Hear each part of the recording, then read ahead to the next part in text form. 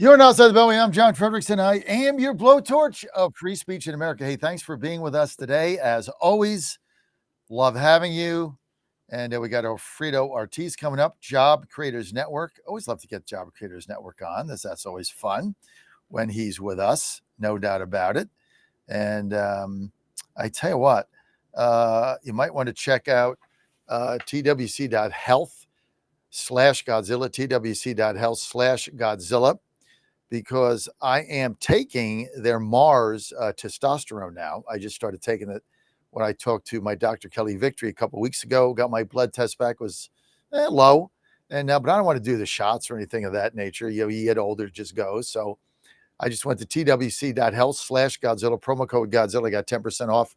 If you're a guy and you're over 40 and you want to be sure your levels of testosterone are where they should be, then you can do it orally. They have a product called Mars, which I take 2 tablets a day when I get up in the morning, along with my magnesium, which it was part of what I need for cramping and stuff. And take it about 2 weeks. We'll see how it goes. But Dr. Kelly Victory is my doctor. She recommended it for my age when, she got my results back. So we're doing that. And you might want to check it out. Promo code Godzilla, 10% off. Check it out for you guys out there, and I'll keep monitoring it to tell you if it makes a difference. I take a lot of different things to stay healthy. You can see how sprightly I am at my age, right? Jump out of bed every day at 4 a.m., do 75 push-ups. Couldn't do without all this stuff. So I got to stay healthy, right? Got to be around a while, see this through, see Trump through at least. Got to do that. Big things on the horizon.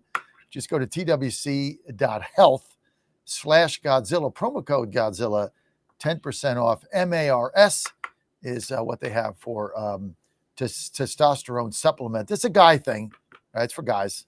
So for you ladies out there, encourage your husbands to get this or check it out and get it for them yourself. Don't need a prescription with it, and you're good to go. Joining me now, Alfredo Ortiz is with us, Job Creators Network. So Alfredo, you did an op-ed. I want to get your thoughts here. I think you and I are not on the same page, which is a good thing. Sometimes. I think if you scrap these subsidies in January 1st I'm for an income cap and get rid of illegals, but if you just scrap them, try to overhaul the system, you're going to lose the midterms, because however that we got here, you can't get up one day and your rate goes up double or triple, and then you get sticker shock, and now you can't buy insurance.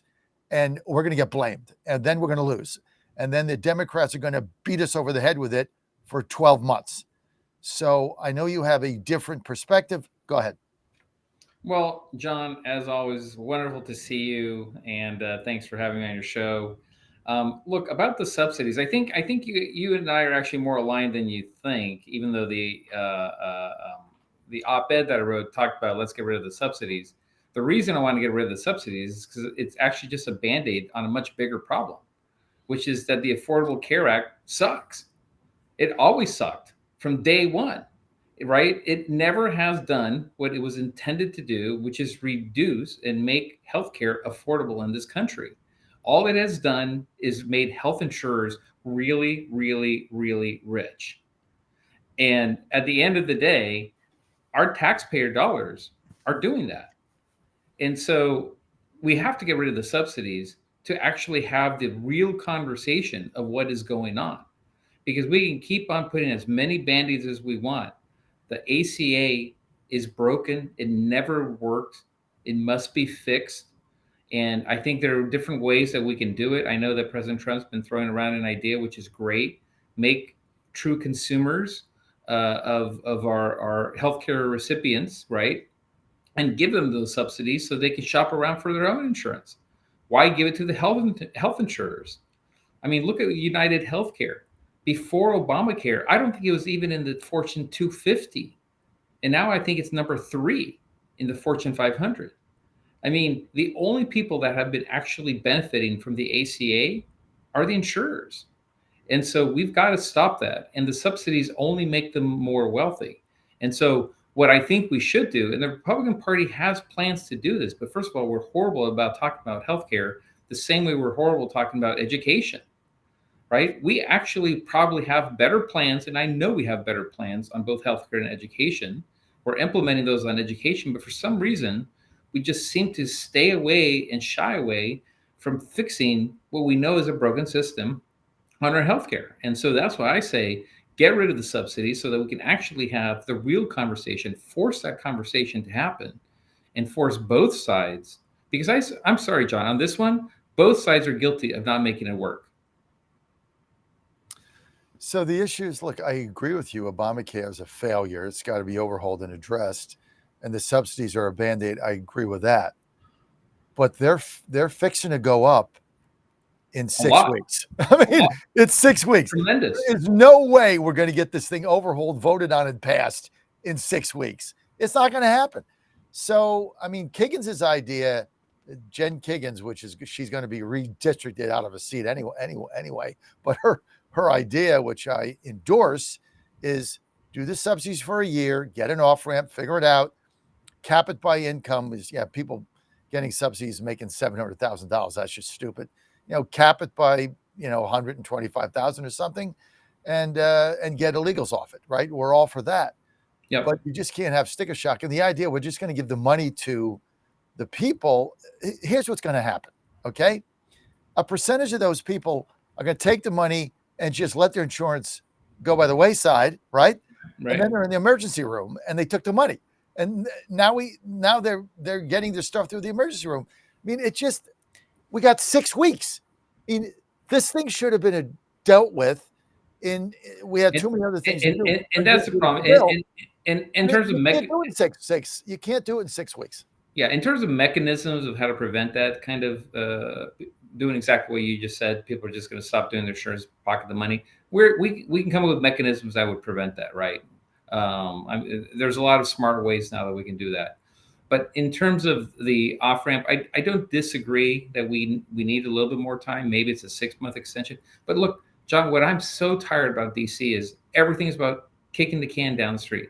When you and I have been having this conversation about healthcare for how long? How long? Years. 10 years? 10 years.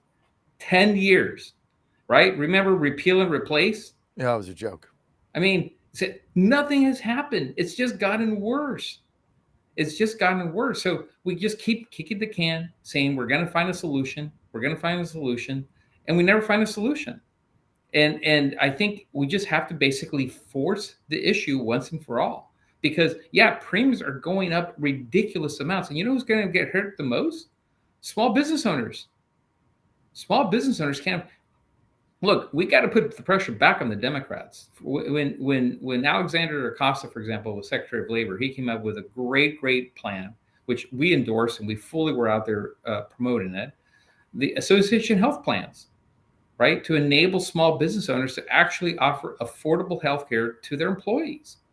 You can't touch it. I mean, even at JCN, I mean, what we are paying for our own insurance is absolutely astronomical. It has gone up 5-fold in 5 years. I mean, something has to stop, John. And subsidies just make things worse, right? They're a Band-Aid. We kick the can, and I'm sick and tired of doing that. So I think we can agree we can't have sticker shock on January 1st. I think we can also face reality that Congress can't get anything done in 6 weeks.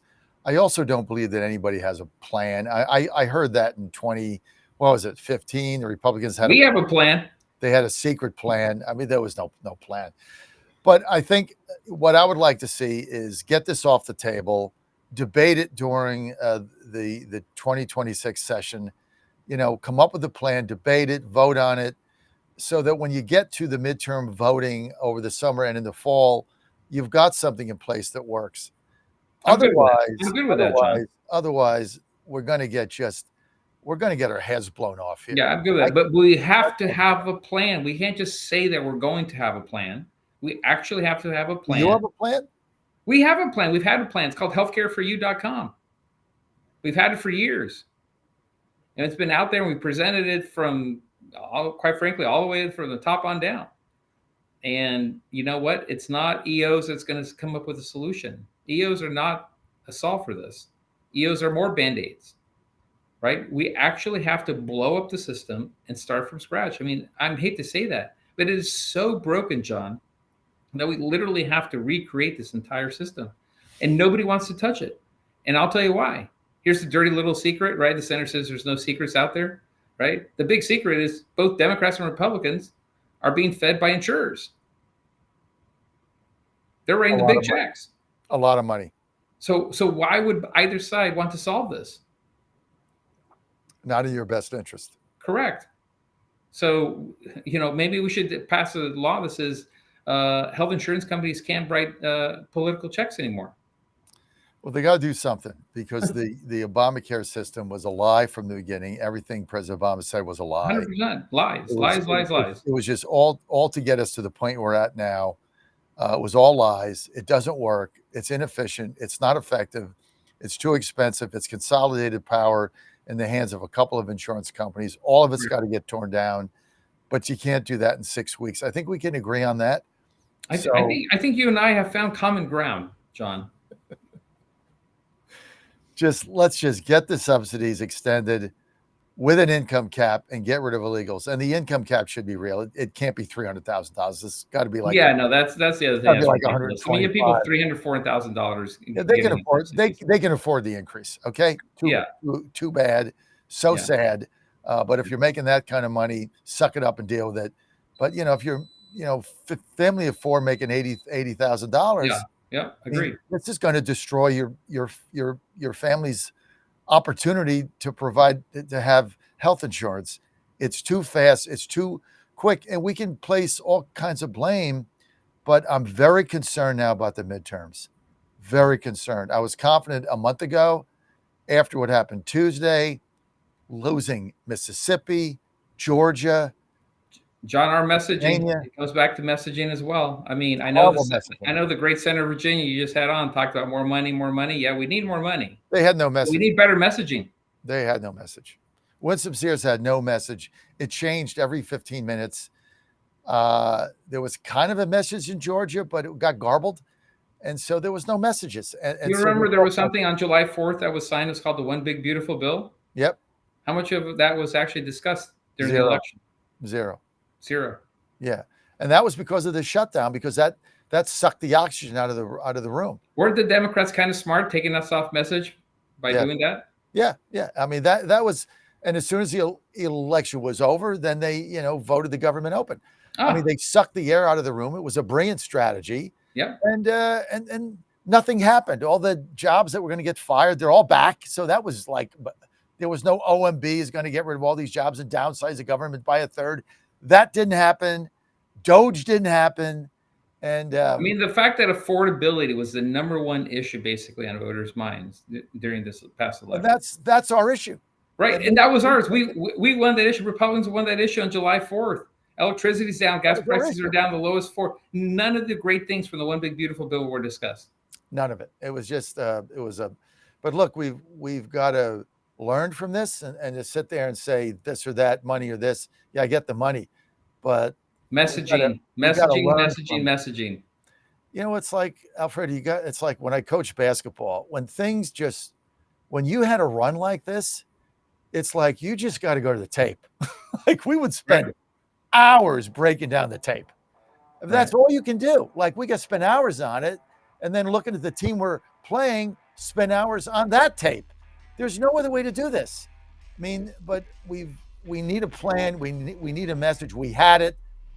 And somehow it got stolen from us. And now we got to face reality. John, what they're doing with this redistricting is unbelievable. Yeah. I mean, they're beating us down. I'm telling you, like you and I have had this conversation again for almost a dozen years now. Messaging discipline in our party sucks. It sucks. And now we're getting destroyed on redistricting everywhere you look. Everywhere we're losing. Disaster. We gotta wake up now. Alfredo, thank you. Go to joinjcn.com. Joinjcn.com. We got David Boston coming up. We got Michael Letts coming up. Hang in there, Michael. I'll be right back.